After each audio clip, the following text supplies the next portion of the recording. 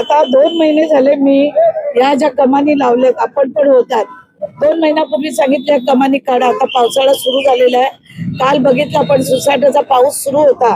वादळ वारा या पाम बीचवर असतात, असेही रोज अपघात होत असतात. असे अपघात होत असताना फक्त त्यांनी ती LED काढली. आता महिना होऊन गेला, ते मला भेटून गेले, मिळाले तुम्ही काढा, दुसरीकडे काम करा. तुम्ही विचारलं असतं, विश्वासात घेतलं असतं तर तुम्हाला कॉन्ट्रॅक्टरला एवढा खर्च झाला नसता. आता बोलतो मला खर्च झाला. ज्यांना ज्यांना कोणाला त्यांनी मदत केली असेल, काय केली असेल. पण आज काय होतं, 2 महिने झाले मी आजारी आहे, मग ऊन आहे म्हणून मी आली नाही. पण त्यांना मी सातत्याने सांगितलं, पालिका कमिशनरला सांगितलं, आधारवड साहेब शहराध्यक्ष त्यांनाही सांगितलं, पोलीस कमिशनरला सांगितलं, DCP ला सांगितलं, सगळ्यांना सांगितलं. पण त्या लोकांनी सगळ्यांनी मला गृहीत धरलेलं आहे की मंदाताई अजून बोलत नाही, म्हणजे मंदाताई पण मॅनेज झाली की काय, असं सगळ्यांना भ्रम झाला आणि पत्रकारांना सगळ्यात जास्त झाला. म्हणून आज मी सगळ्यांना सांगितलं की आपण आज रस्त्यावर उतरून JCP आणून ही कमानी जर आतापर्यंत काढली नाही, आता जर तोडली तर सगळं ट्रॉफिकला अडचण होईल.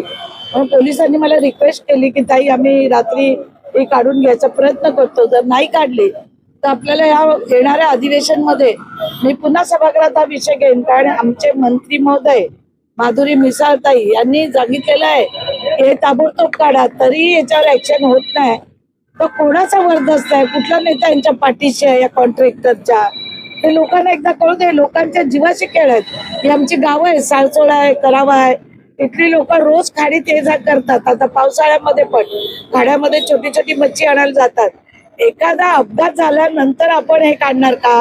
घाटकोपरला काय झालं, पुण्याला काय झालं, या सगळ्या वस्तुस्थिती बघत असताना जर आपण याच्यावर लक्ष नाही केंद्रित केलं तर चुकीचं वाटतं. आणि म्हणून आज आम्ही सगळे कार्यकर्ते घेऊन भारतीय जनता पार्टीचे आम्ही आज हे कमानी काढायला इथे आलेलो. यामध्ये एक सगळ्यात महत्वाचा मुद्दा आहे की या कमानी अजून काढले जात नाही. त्यामागचे अजून एक राजकारण आहे की ठेकेदार वाट बघतोय आणि त्याला 7 अधिकाऱ्यांची आहे. ठेकेदार वाट बघतोय की पोलीस कमिशनर बदलण्याची. पोलीस कमिशनर बदलले की पुन्हा नवीन कमिशनरकडून परवानगी घेऊन या पुन्हा त्यांचं पोलीस कमिशनर बदलण्याचं स्वप्न कधीच पूर्ण होणार नाही. हेच पोलीस कमिशनर राहणार आहे. त्यांना वाढीव मुदत माननीय राज्याचे मुख्यमंत्री देवेंद्र फडणवीस साहेब यांनी दिलेला आहे.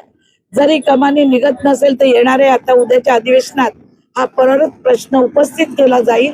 आणि अधिकारी वर्ग काय करतो, एका लोकांच्या जीवाशी खेळायचा. आज पाम बीचवर आपण बघता केवढे अपघात होतात आणि हा अपघात झाला तर घाटकोपरची आठवण. मी तर म्हणते जो कोणी कॉन्ट्रॅक्टर असेल, उद्या जर अपघात झाला तर हे सगळे अधिकारी यांना ब्लॅकलिस्टला टाकून यांच्यावर मनुष्यवधाचा गुन्हा आणि कॉन्ट्रॅक्टरवर आणि जे कोणी राजकीय लोक असतील, जे पाठिंबा देत असतील त्यांच्यावर पण मनुष्यवधाचा गुन्हा टाकला जाईल.